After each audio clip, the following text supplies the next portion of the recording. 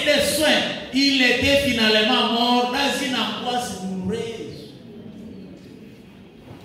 Il y a l'exemple d'une maman qui m'a appelé avant-hier.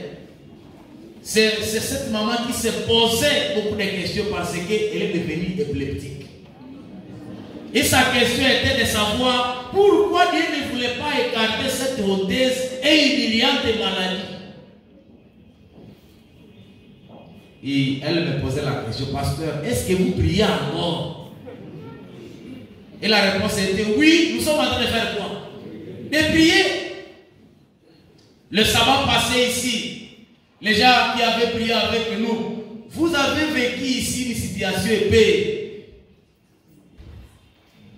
catastrophique. Voir des enfants, des grandes personnes, que lorsque vous voulez lui parler, la personne ne vous regarde comme ça. Et la plupart des gens ne savaient pas que dans l'église, il y a des sourds-muets. Moi, je ne savais pas qu'il y a autant de gens qui peuvent être des sourds-muets. Vous savez, quand vous vivez un environnement comme celui-ci, vous pensez que c'est la même chose, même ailleurs. Il y a des gens qui sont en train de souffrir autour de nous. Et pourquoi des enfants de dire? Qu'en est-il des situations très récentes autour de nous que nous sommes en train de vivre? Vous savez ce qui s'est passé à Calais? Plus de 5000 personnes ont coulé, sont mortes. L'eau les a emportées, l'eau des rivières. Et on était en train de nous envoyer la photo d'un papa qui était debout là où était sa maison. Sa maison était déjà emportée avec toute sa famille et de 9 enfants. Et sa femme. Et il était resté seul, sans abri, sans famille. Ça, c'est un cas. Et celui-là, il était même directeur d'une école adventiste. L'an 23, ils ont tué plus de 60 personnes en train d'adorer, comme nous sommes ici au Mouti.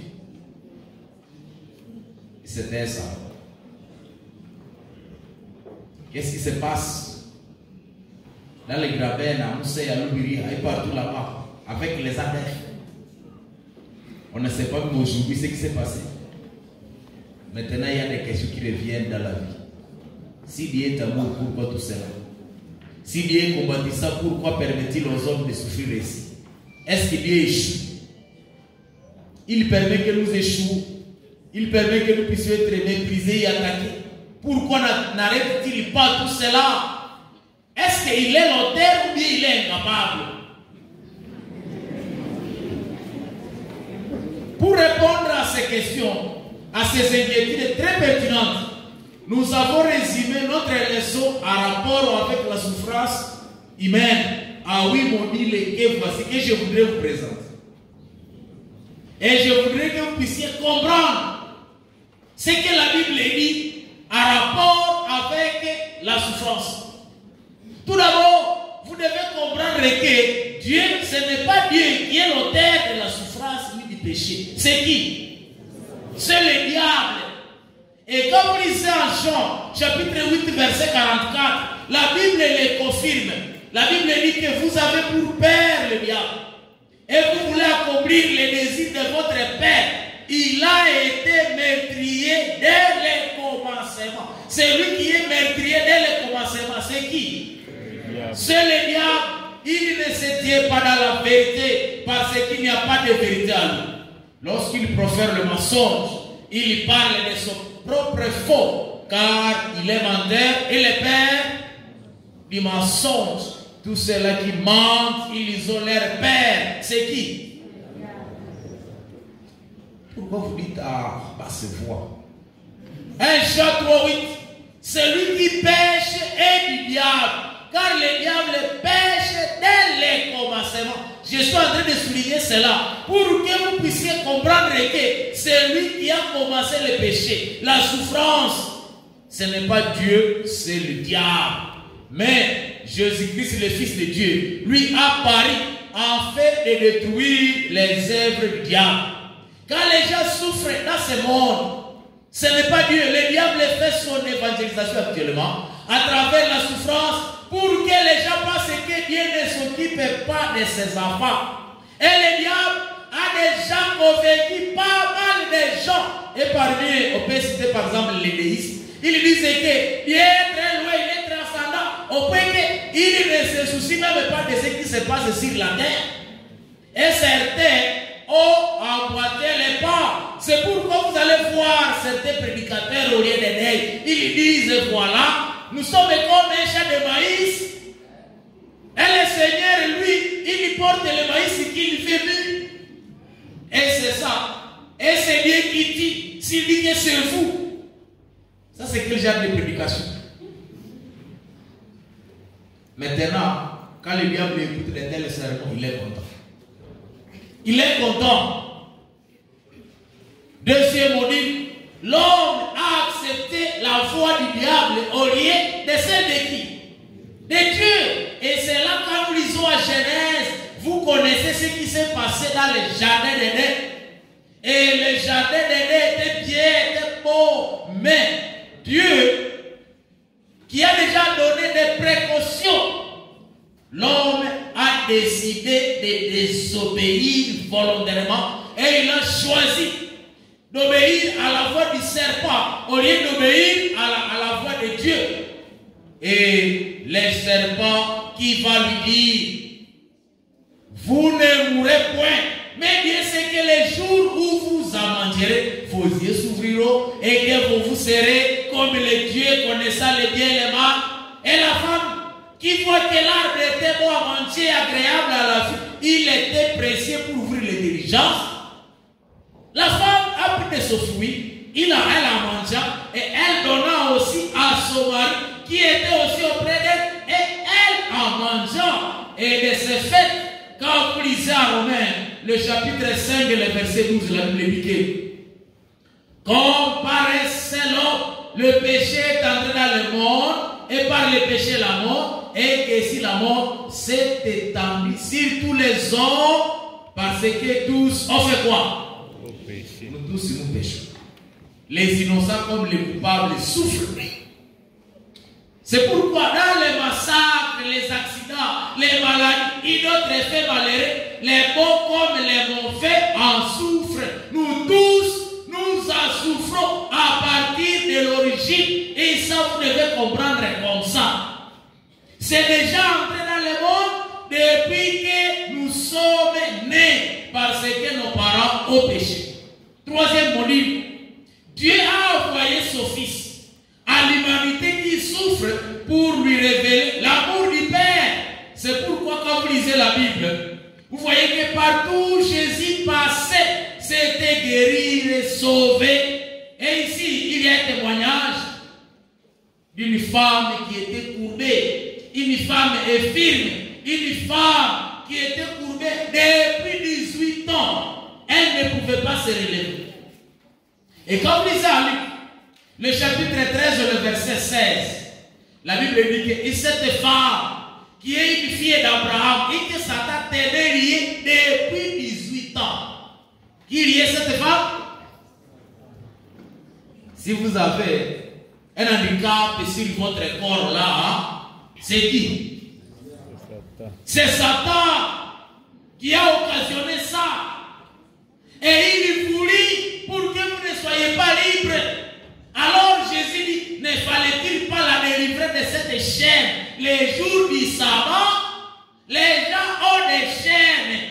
Et à cause de ces chaînes-là, les gens ne sont pas libres parce que c'est le diable qui les détient.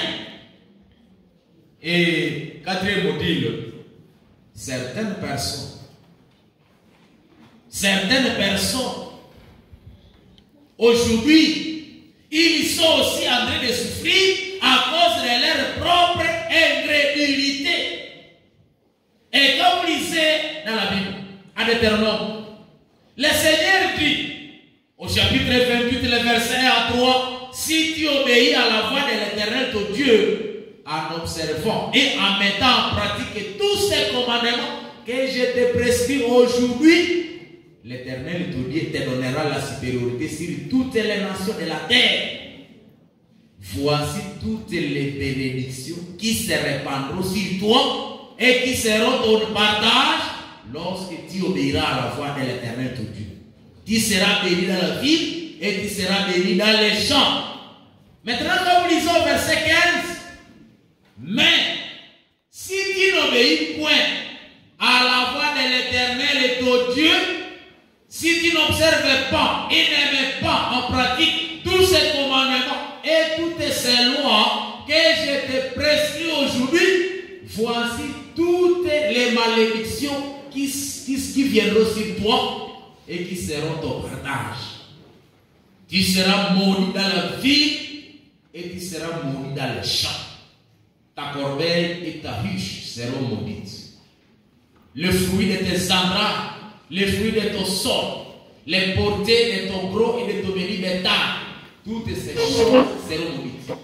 Tu seras maudit à ton arrivée et tu seras maudit à ton départ. L'Éternel enverra contre toi la malédiction, le trouble et la menace au milieu de toutes les entreprises que tu feras, jusqu'à ce que tu sois détruit, jusqu'à ce que tu périsses promptement à cause de la méchanceté de tes actions qui t'aura porté à m'abandonner. Et le Seigneur répète ça quand vous lisez à Lévitique, le chapitre 5, 26, le verset 14 à 15. Dieu lui-même dit, si vous ne m'écoutez point et ne mettez point en pratique tous ces commandements, si vous méprisez mes lois et si votre âme a honoré mes ordonnances, en sorte que vous ne pratiquez point tous mes commandements et que vous rompiez mon alliance, verset 20 à 24, votre force s'épuisera inutilement. Votre terre ne donnera pas ses produits et les arbres de la terre ne donneront pas leurs fruits. Si vous me résistez et ne voulez point m'écouter, je vous frapperai 7 fois plus selon vos péchés. Je vais vous frapper selon quoi? Vos péchés. J'enverrai contre vous les animaux des champs qui vous priveront de vos enfants, qui détruiront vos bétails et qui vous réduiront à un petit nombre, et vos chemins seront déserts. Et si ces châtiments ne vous corrigent point, et si vous me résistez, je vous résisterai aussi et je vous frapperai 7 fois plus pour vos péchés, parole du Seigneur. Amen. Ça c'est pour les gens qui font quoi? Qui pêchent et qui méprisent la volonté de Dieu, les commandements de Dieu. Le Seigneur les résiste. Et si la souffrance ne les corrige pas, le Seigneur va augmenter la souffrance. C'est pourquoi quand vous lisez à Jacques, le chapitre 1er, le verset Jacques 1, 13 à 15, que personne, lorsqu'il est tenté, ne dise, c'est Dieu qui me tente, car Dieu ne peut être tenté par le mal, et il ne tente lui-même personne. Mais chacun est tenté, quand il est attiré et amorcé par sa propre convoitise. Encore une fois, convoitise de quoi? De la chair. Puis la convoitise, lorsqu'elle a conçu, enfante le péché, et le péché étant consommé, produira quoi? La mort, la mort. Et ça, c'est le 4e maudit. Les gens peuvent souffrir à cause de la désobéissance parce qu'ils ne veulent pas suivre la voie de Dieu. Et ils en souffrent. Et vous avez déjà vu beaucoup de gens qui souffrent tout simplement parce qu'ils ont abandonné Dieu, ils ne sont plus dans l'église et ils ne considèrent les affaires divines. J'ai rencontré quelqu'un avant-hier, je lui ai dit ça, et je lui ai dit que si tu ne reviens pas, ta situation va continuer toujours à chuter, et tu vas répéter ce que je te dis parce que tu ne veux pas revenir à l'Éternel. Une personne qui connaît la vérité, mais qui a déjà abandonné l'église. Et vous voyez la personne. Lorsque vous la voyez, d'habitude, les gens qui abandonnent Dieu, vous allez voir, ils ne le suivent même pas. Ils ne le suivent même plus. Et quand vous approchez quelqu'un, vous sentez une odeur là. De quelqu'un qui meurt. Et vous étonnez. Et vous allez voir qu'il y a des gens qui viennent demander. Je n'ai pas de savon. Donne-moi le savon. Je n'ai pas ça aussi. Donne-moi ça. Je n'ai pas ça. Et vous lui faites ça. Est-ce que ça c'est une vie? Je vous pose la question. Ça c'est une vie. Et d'habitude, vous allez voir que la plupart de ces gens-là, au lieu qu'ils reconnaissent leur propre tort, maintenant ils commencent à accuser les gens. C'est à cause de tel que je suis comme ça. C'est à cause de tel que je suis comme ça. C'est à cause de tel que je suis comme ça. Ça c'est le péché. Le péché ferme vos propres yeux, mais il ouvre les yeux pour que vous puissiez voir le péché des autres. Ça le péché. Cinquième modèle. Le Seigneur permet que certains souffrent pour les ramener à Dieu. Le Seigneur peut que vous souffriez pour que vous puissiez revenir à l'Éternel. Vous savez que lorsque le Seigneur nous parle, par cette fois nous avons encore la grâce, il faut dire oui. Mais pour quelqu'un qui n'écoute pas, le Seigneur peut aussi utiliser une autre voie. Il utilise une autre voie pour que cette personne puisse revenir à lui, parce que Dieu ne veut qu'aucun de nous périsse, mais il veut que nous tous nous puissions avoir le salut. Amen. C'est pourquoi, pour certains, la souffrance les ramène à Dieu. Et quand vous lisez à Jonas, le chapitre 2, le verset 1, la Bible dit que l'Éternel fit venir un grand poisson pour engloutir Jonas. Et Jonas se fit dans le ventre du poisson 3 jours et 3 nuits. Jonas, dans le ventre du poisson, pria l'Éternel, son Dieu. Il a évoqué l'Éternel dans le ventre de quoi? Et il y a des gens qui n'arrivent qu'à l'église lorsque d'abord ils sont dans le ventre de quoi? Vous allez voir les gens, ils méprisent la parole quand ils sont encore libres. Mais quand ils traversent des situations difficiles, priez pour moi, priez pour moi. C'est pourquoi vous allez voir que la plupart des gens qui arrivent à temps, qui sollicitent des prières, des gens, vous allez voir des gens vraiment qui sont assis d'habitude. La plupart des gens, ce sont ceux qui souffrent. Vrai ou faux? La plupart des gens qui ne souffrent pas, pour eux, Dieu, il est ordinaire. Ils peuvent chanter, ne sachant pas ce qu'ils chantent. Ils peuvent prier, ne sachant pas ce qu'ils prient. Mais celui qui a des requêtes spécifiques, vous allez voir qu'il est attentif parce qu'il ne compte que sur qui? Sur Dieu.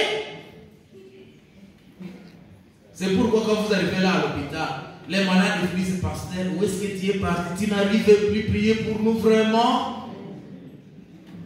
Mais il y a certains étudiants ici, si on leur dit, bon, nous fermons l'église, on va encore l'ouvrir à l'année prochaine. Voilà. Parce que pour eux, tout va bien. Tout va bien. Mais les autres qui souffrent, ils disent, pourquoi ça? Non, nous ne voulons pas ça. Maintenant, Dieu, maintenant. Les gens qui ne souffrent pas, lorsqu'il y a partage spirituel, ils sont gênés. Ils se disent, ça c'est quoi? Et ils parlent un grand français comme ça. Mais, lorsque le diable va vous frapper, vous allez voir que les gens vont vouloir maintenant revenir à qui? Et ils vont commencer à dire, est-ce que vous avez le numéro de ce pasteur là qui était en train de prêcher pour nous là? Et c'est pourquoi on trouve un numéro inconnu que l'église vous appelle. Je suis tel, je suis même au mais j'ai besoin de la prière au moment où je vous parle. C'est quoi? Non, j'ai été visité par des bandits. En tout cas, j'ai peur. Et ils vous expliquent. Mais quand les gens ont fait, c'est quoi ce qu'ils appellent? Quand les gens ont fait, ils jouent. Et vous allez voir, il se poste Facebook, anniversaire, tout ça. Et on ne voit pas là où il y a la prière. Non, on ne voit pas. Parce que Jésus, Dieu est là où il y a les champagne. Non, les gens, même quand non, vous pouvez vous arrêter un peu comme ça au prix. Au prix quand les autres sont en train de bavarder, tout ça. Et on fait ça comme une formalité. Mais les gens ne sont même pas cette prière. Ils ne souffrent pas. Samson a évoqué Dieu après la souffrance. Quand vous lisez en Juge 16, 28, c'est maintenant que Samson a évoqué le nom de l'Éternel. Quand il a trouvé que vraiment sa force était partie. Et quand sa force était partie, maintenant il a prié Dieu parce que la force est comment? Essayez de voir, c'est lorsqu'on a examen que certains étudiants maintenant disent priez pour nous et toutes les prières réussite aux examens, et toutes ces prières qu'on a déjà priées, c'est passé. Là on a tourné la page. Encore, les autres vont encore revenir à ces prières à la fin de l'année. Vrai ou faux? Dans le livre des Juges, les enfants d'Israël invoquaient Dieu après la souffrance. Quand vous lisez Juges, chapitre 2, verset 22 à 23, 3 versets 12 à 15. Et la souffrance ramène certaines personnes à Dieu. Quand vous lisez à Jacques, le chapitre 1, verset 2 à 4. Sixième module. Certains souffrent pour limiter leur orgueil. Oui. Quand vous lisez à 1 Corinthiens chapitre 12 verset 7, Paul lui-même confirme pour que je ne sois pas enflé d'orgueil à cause de l'excellence de ces révélations. Il m'a été mis une écharpe dans la chair, un ange de Satan pour me souffleter et m'empêcher de m'enorgueillir. J'ai prié Dieu pour qu'il puisse m'exaucer, mais Dieu m'a répondu, ma grâce te suffit. Et la maladie a continué, et je pense, c'est jusqu'à la mort. Ça a été jusqu'à la mort. Et lui, il a compris que c'était à cause, peut-être, de la multitude de révélations qu'il a, afin qu'il ne puisse pas s'enorgueillir. C'est pourquoi chacun a un problème. Chacun a son problème. Nous ne pouvons pas comprendre pourquoi le Seigneur, lorsque nous prions, il ne veut pas que cela s'écarte de vous. Nous ne savons pas. Mais peut-être c'est à cause de ça. Certains souffrent à cause de la négligence. Quand vous négligez, ça c'est un module. La Bible dit, à Proverbe 19, celui qui cultive son champ est rassasié de paix. Mais celui qui poursuit des choses vaines est rassasié de pauvreté. Je vous pose la question. Vous restez à la maison, tout le temps, vous restez à la maison, et puis à la fin, vous voulez distinguer. Ça va se faire? Vous vous affermez même ici dans l'église pour prier. Tout est mois, 40 jours comme Jésus. Vous aurez à manger.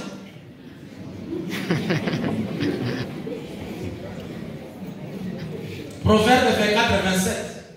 Soigne tes affaires au dehors, mets ton champ en état, puis tu bâtiras ta maison, parole du Seigneur. Si tu veux bâtir ta maison, il faut soigner tes affaires. La plupart des gens ici, vous êtes en train d'étudier. Après vos études, vous serez bénis.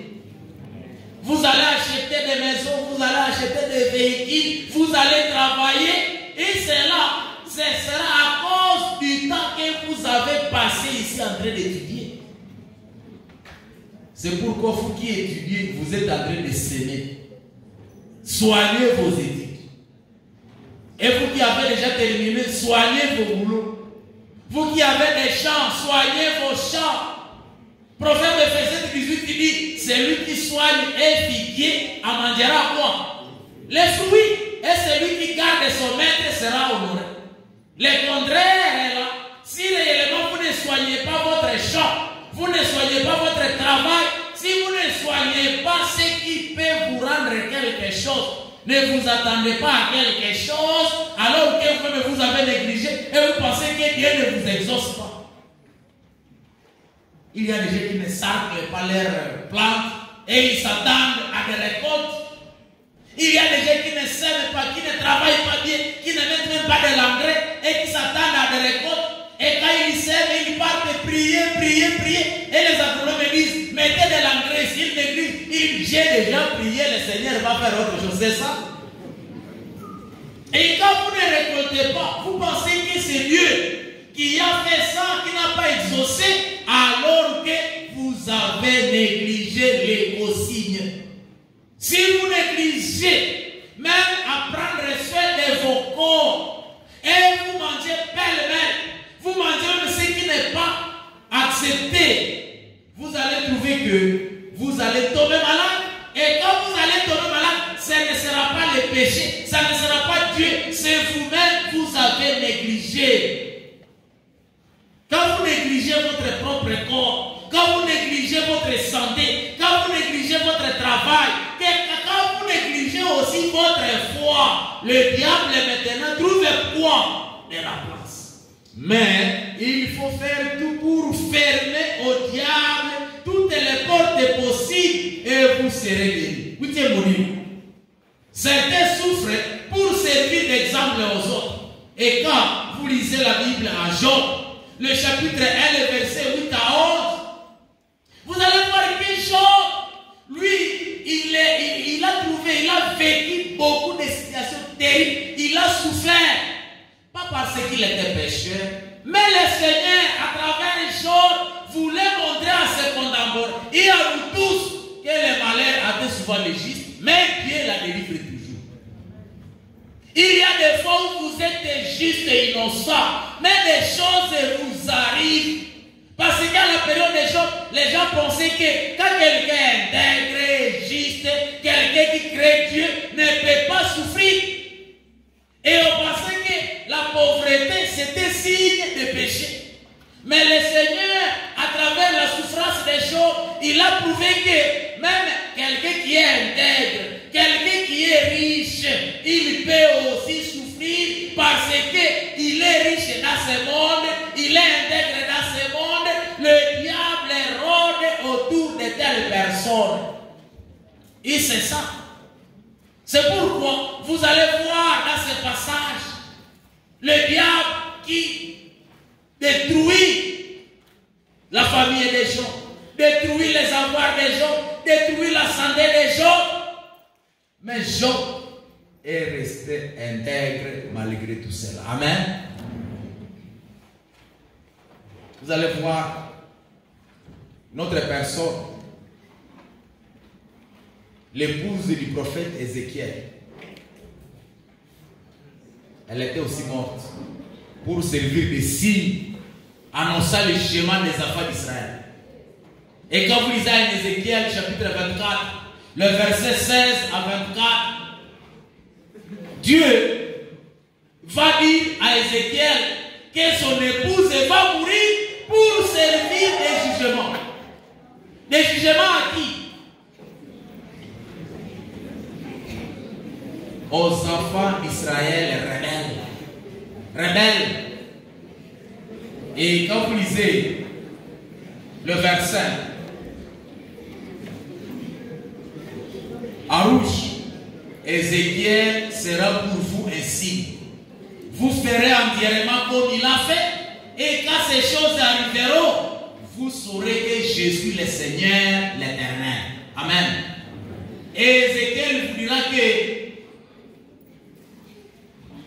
il était en train de vivre et directement le soir, son épouse était morte pour servir des signes. 9e module.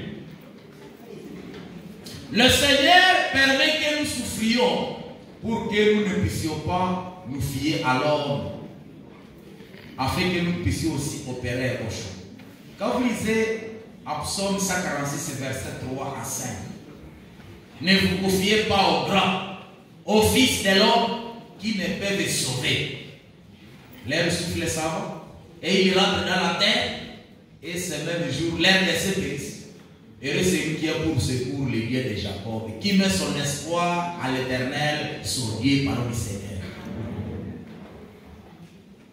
Pourquoi Dieu nous interdit-il de ne pas placer notre confiance à l'homme? C'est toujours l'homme que le diable utilise pour être l'ennemi de l'homme. Vrai ou faux? Les gens qui sont en train de tuer les autres ici, ce sont des bêtes qui sont des hommes. Un jour, j'ai été en prison pour visiter les prisonniers.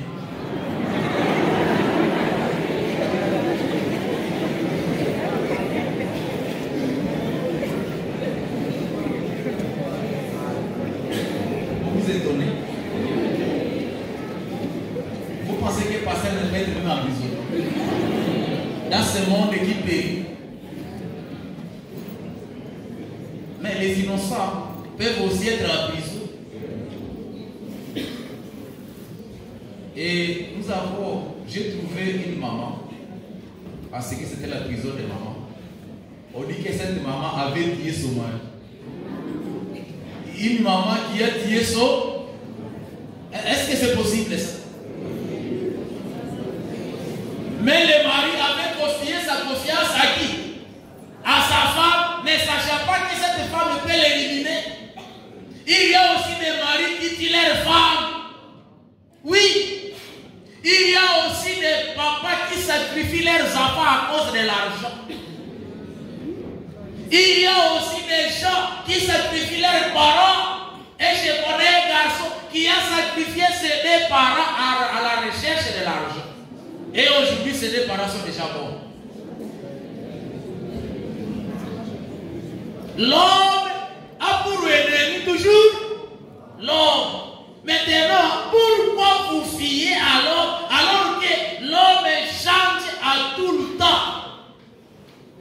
Celui qui est à côté de vous peut penser que c'est votre ami. Alors, quand vous quittez ici, il tourne. Il brille de la maison, il fait tout ici.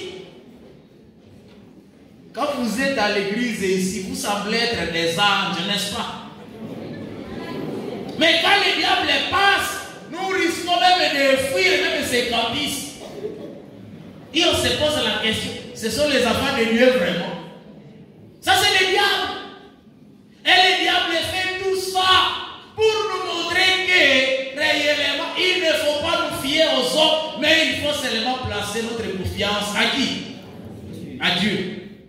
C'est toujours l'homme qui fait la guerre aux gens qui acceptent Christ. Et quand vous lisez à Matthieu chapitre 10, le verset 32 à 38, la Bible dit que c'est pourquoi quiconque me confessera devant les hommes, je le confesserai aussi devant mon Père qui est dans les cieux. Mais quiconque me reniera devant les hommes, je le renierai aussi devant mon Père qui est dans les cieux. Ne croyez pas que je sois venu apporter la paix sur la terre. Je ne suis pas venu apporter la paix mais l'épée. Car je suis venu mettre la division entre l'homme et son père, entre la fille et sa mère, entre la belle fille et sa belle-mère. Et l'homme aura pour ennemi les gens de sa maison. Celui qui aime son père ou sa mère plus que moi n'est pas digne de moi. Et celui qui aime son fils ou sa fille plus que moi n'est pas digne de moi. Celui qui ne prend pas sa croix et ne me suit pas n'est pas digne de moi. Toutes ces personnes-là qui peuvent vous dire non, n'acceptez pas que ce n'est pas le moment. Et il vous indique, et si j'écoute que tu es baptisé, ces jours-là, je vais te tuer. Si j'apprends. Et vous vous dites, papa a déjà dit, si j'aimais. Et à cause de cela, ça c'est le plan du diable. Et à cause de ça, vous allez voir que quelqu'un va croire à son père au lieu de croire à la parole de Dieu. La plupart des gens, ils placent leurs parents à la première place, même si la Bible parle, même si la Bible révèle la vérité. La plupart des gens ne veulent pas suivre la vérité biblique, mais ils veulent suivre les mensonges de leurs parents, de leurs sponsors, de qui que ce soit, parce que les gens ont besoin d'abord de la vie de ce monde. Et et le reste viendra. Et le diable, ce n'est pas encore le moment, ça sera après les études et quelque part. Et quand, après les études, vous vivez aussi d'autres réalités. Et finalement, vous mourrez sans donner votre vie à Christ, plein de Satan. C'est pourquoi Dieu nous met devant un choix lorsque nous souffrons sur cette terre pour que nous ne puissions pas placer notre confiance aux hommes, mais nous puissions placer la confiance à qui? À Dieu. Deuxième module, lorsque nous voulons aller vers la fin, nombreux souffrent à cause de l'évangile. Et quand vous acceptez l'évangile, il faut savoir que cet évangile a des implications. Et 2 Timothée 3 nous dit, or tous ceux qui veulent vivre pieusement en Jésus-Christ seront persécutés. Même quand vous dites, bon, prenons la Bible, lorsque vous dites, en tout cas cette fois-ci, moi je me donne, vous allez voir que ceux qui vont commencer à te persécuter, ce sont vos collègues de chambre, ce sont des gens avec qui vous étiez en train de boire de l'alcool, ce sont des gens avec qui vous étiez, je sais pas, en train de faire pour que ce soit là-bas, et ils regrettent que vous voulez les abandonner, il faut vous persécuter. Mais il faut savoir que la persécution à cause de l'évangile est certaine. Et la plupart, nombreux parmi les disciples de Jésus, ils avaient enduré ça. Et quand vous lisez en Hébreux chapitre 11, le verset 35 à 38, la Bible dit que des femmes recouvrèrent leur mort par la résurrection. D'autres firent livrés au tourment et n'acceptèrent point de délivrance, afin d'obtenir une meilleure résurrection. D'autres subirent les moqueries, ils le fouet, les chaînes et la prison. Ils firent lapider, scier, torturer, ils mourirent tués par l'épée, ils allèrent ça et là vêtus de peaux de brebis et de peaux de chèvres, déniés de tout, persécutés, maltraités, et dont le monde n'était pas digne, errant dans les déserts et les montagnes, dans les cavernes et les antres de la terre, à cause de quoi? À cause de l'évangile. Vous, quelqu'un vous intimide, directement vous pensez que c'est la fin du monde, alors que ce n'est même pas ça. Je n'ai jamais vu quelqu'un qu'on avait intimidé ici, qui a été intimidé par ses parents et n'a pas terminé les études ici. Je n'ai jamais vu la personne qui a déjà abandonné les études ici à cause d'accepter Christ. Sinon, ce n'est pas Christ que nous confessons. Et je voudrais vous garantir que si vous avez foi à Dieu et vous donnez votre cœur, votre vie à Dieu, il s'occupera de vous, parole du Seigneur. Amen.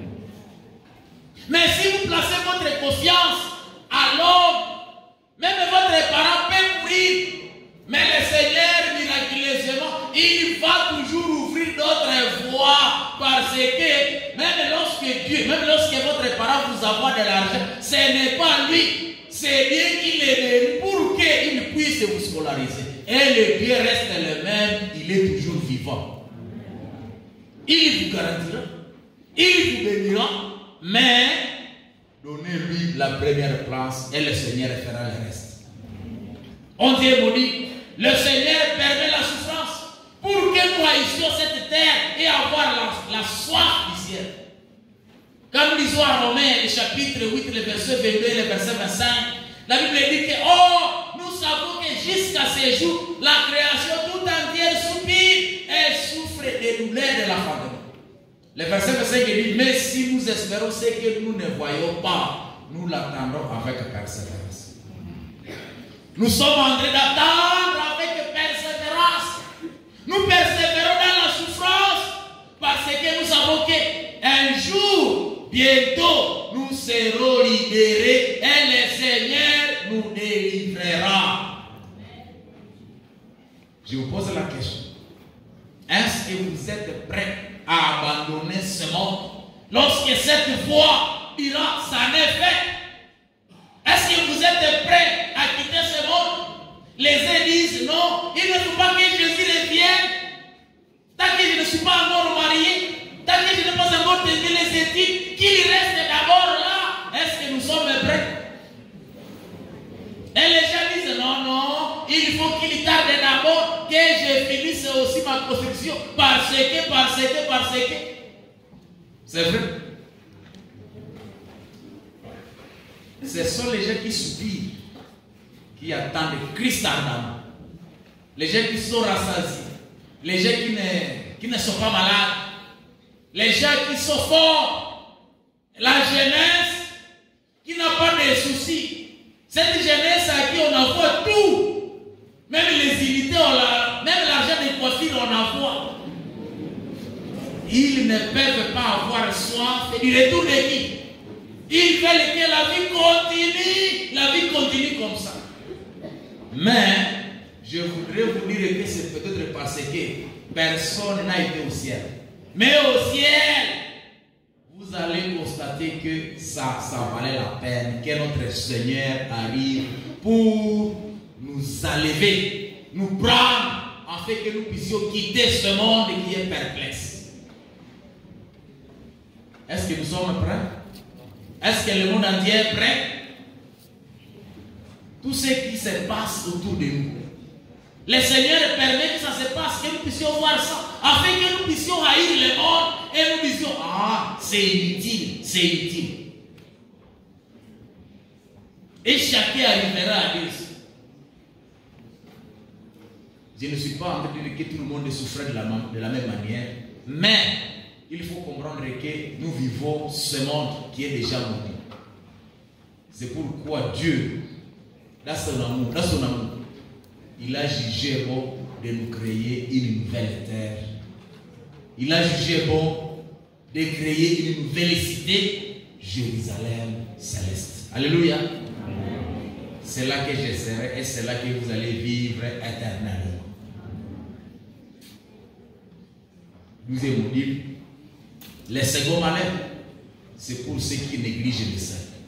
Ceux qui rejettent le message de vérité, ils souffriront éternellement. Et quand nous lisons Apocalypse 21, verset 8, mais pour les lâches, les incrédules, les abominables, les meurtriers, les impudiques, les achantaires, les idolâtres et tous les menteurs, leur part sera dans l'état ardent de feu. Ils ne souffrent ce qui est la seconde mort.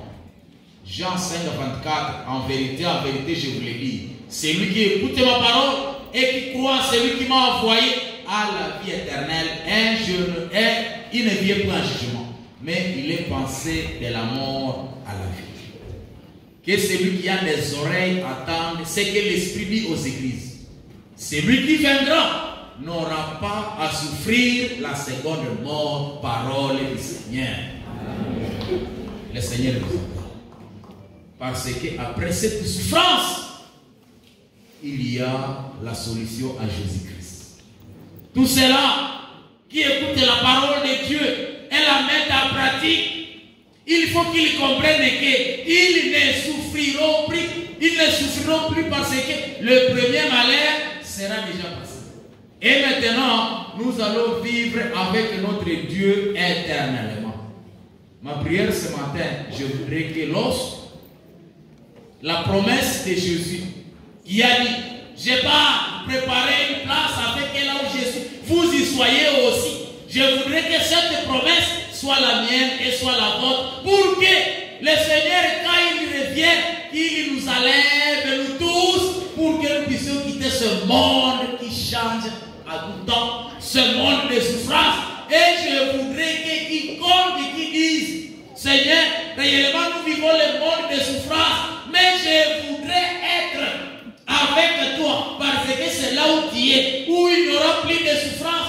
Tu es venu souffrir pour moi, afin que je ne puisse plus souffrir éternellement. Maintenant, je donne ma vie à toi, pour que, à travers ce message, à partir d'aujourd'hui, je commence un nouveau voyage. Un voyage qui ne te verra que toi, parce que c'est toi qui as vaincu le diable. Et je voudrais aussi les vaincre par ta force. Cette personne qui dit, je voudrais vaincre par le sang de l'agneau, et Jésus-Christ est prêt à les recevoir, que cette personne se lève. Là où vous êtes, vous allez vous lever, nous allons prier pour vous. Pasteur Tchelé va être ici, il peut venir ici. Il va prier pour tout le monde qui se donne à Christ. Les gens qui sont en train de traverser différentes situations ici au Camis, mais qui veulent donner leur vie à Christ pour que Christ s'occupe d'eux, parce qu'ils ne veulent plus souffrir deux fois. Merci d'être debout. Que le Seigneur vous bénisse. Les autres aiment toujours rester sur cette terre, c'est pour qu'ils ne se mettent pas debout. Quelqu'un m'avait dit un jour, pasteur, j'étais debout combien de fois? Même ici, je me mets debout. Est-ce que même Jésus voit? Je voudrais vous rappeler que vous qui êtes debout, les ciels vous voient. Alléluia. Les ciels vous voient. Et le ciel scelle votre destinée pour la vie éternelle. C'est pourquoi, ayez confiance à Dieu. Ayez confiance à sa parole.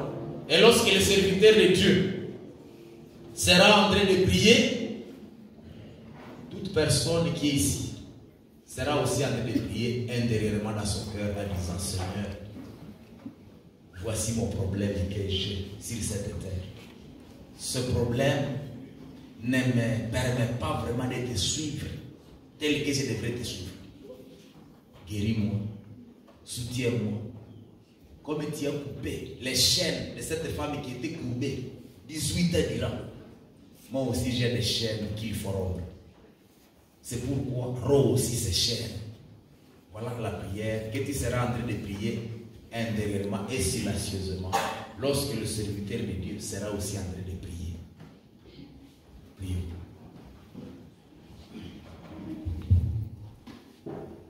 Seigneur Dieu, Sauveur, nous sommes tes enfants puisque tu nous as sauvés. Nous le sommes puisque avant cela tu nous as créés. Et tu continues à veiller sur chacun d'entre nous. Merci Seigneur puisque tout ce que tu planifies, tu le réalises. Tu nous as vus dans de mauvaises conditions, conditions de péché, conditions de souffrance. Tu avais déjà un plan pour chacun de nous. Tu as envoyé ton Fils Jésus-Christ pour venir accomplir ce plan. Nous remercions ce que tu as fait pour nous. Et Jésus qui est venu, afin de comme tu l'as dit, c'est accompli. Pendant que nous sommes en train de traverser les moments difficiles dans ce monde, nous tournons le regard vers toi, puisque c'est toi, notre victoire, Jésus. Tu as souffert et tu avais toujours les yeux tournés vers le Père. Tu étais mort. Tu as été enterré, tu es ressuscité, tu es monté au ciel et tu vis pour l'éternité. Ta victoire sera nôtre. Nous avons confiance en toi, Seigneur. Nous savons que rien ne se fait par hasard. Si nous sommes ici, sur ce campus, tu as voulu que cela soit ainsi. Et si nous sommes en train de suivre cette prédication, nous savons que tu as un plan pour chacun de nous. Lorsque nous ne voyons rien d'important dans ces affaires, ouvre nos yeux, Seigneur, pour que nous puissions voir. Nous avons besoin de toi, que tu touches nos cœurs, que tu ouvres nos cœurs, que tu touches nos yeux. Seigneur, nous voulons t'appartenir. Ce monde qui est ivre, nous ne voulons pas qu'il puisse nous emporter. Nous voulons nous abandonner réellement à toi, que nous puissions vraiment être guidés par toi, Seigneur. Je te demande, Seigneur, de pouvoir travailler dans la vie de chacun d'une manière individuelle, puisque pendant que nous sommes dans un monde qui souffre, nous ne voulons pas souffrir pour la deuxième fois. Nous voulons être parmi les bienheureux qui vont hériter ton royaume. Viens Seigneur et fais le travail dans mon cœur, dans le cœur de ma soeur, dans le cœur de mon frère, pour que nous puissions vraiment t'appartenir. Lorsque nous avons toujours manifesté seulement le besoin de ta présence, et lorsque nous sommes en problème, nous demandons pardon Seigneur. Nous voulons revenir à toi. Et lorsque nous avons perdu beaucoup d'occasions où nous allions te louer, Seigneur, nous voulons que tu nous pardonnes. Viens, agis. Et lorsque nous avons pensé que nous sommes sages et nous pensons que nous nous suffisons, nous te demandons de nous pardonner. Tu es le seul Dieu et tu es tout pour nous. Agis pour que nous puissions vraiment sentir que c'est toi notre Seigneur. Nous demandons que le Saint-Esprit que tu nous as accordé, que tu nous as laissé comme enseignant, celui qui nous convainc de notre état de péché, qu'il fasse un travail sérieux dans la vie de chacun de nous. Pas seulement pour nos besoins de cette terre, mais pour notre vie éternelle. Agis Seigneur, puisque nous ne voulons pas être utiles seulement pour ce monde, mais aussi pour notre salut, mais aussi pour ta gloire. Agis Seigneur, nous prions pour le serviteur qui est en train de se donner pour nous nourrir. Permets qu'il soit béni par toi. Amen. Nous prions également pour sa famille. Amen. Mais aussi, nous prions pour toutes les familles que nous représentons ici. Amen. Permets que nos familles soient vraiment bénies par toi. Amen. Nous sommes ici. Nous avons un objectif commun. Nous voulons que chacun quitte ici avec un diplôme. Amen. Mais à quoi bon avoir des diplômes alors que nous allons périr? Permet qu'en plus de diplômes, que chacun puisse avoir en réalité la grâce d'être parmi les gens qui seront avec toi dans la joie éternelle. Amen. Seigneur, parmi nous, il y en a ceux qui ont des problèmes, des difficultés de suivre même le message, puisque même hier, ils n'ont pas mangé. Et même le soir et la journée, ils ne savent pas quoi ils vont manger. Et il y a d'autres qui sont à problème puisque la santé ne marche pas comme il faut. Et d'autres ont des mauvaises nouvelles à partir de leur famille. Nous voulons que tu sois la réponse à toutes nos préoccupations. Amen. Tu es passé par là. Nous sommes là. Et nous sommes en train de nous confier à toi. Toi, tu résous tous nos problèmes, toutes nos difficultés. Nous voulons que tu agisses, Seigneur, pour la gloire de ton nom. Au nom de Jésus, Amen. Amen. Le serviteur qui a